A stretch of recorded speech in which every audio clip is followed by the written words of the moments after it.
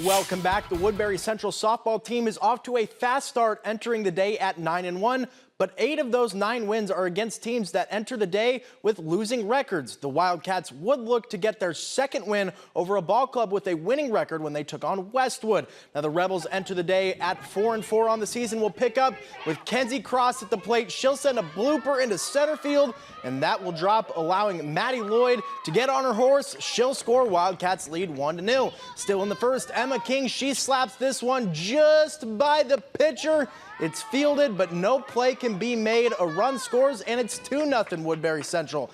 Top of the third, this is Peyton Thompson sending a ground ball to short to bring in Ella Hanner. Rebels would take a 3-2 lead. Now Westwood, they're looking to keep it going, but the bunt here is popped up, and look out as Lloyd nearly takes out Kendra Mitchell going for the ball, but all is well, and Woodbury Central wins 7-6.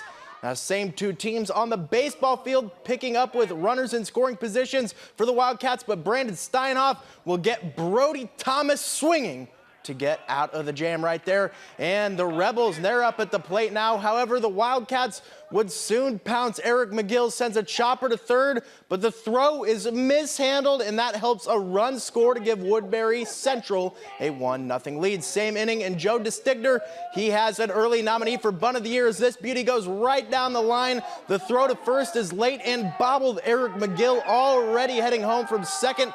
Regardless, he scores easily, and the Wildcats win this one 9-0.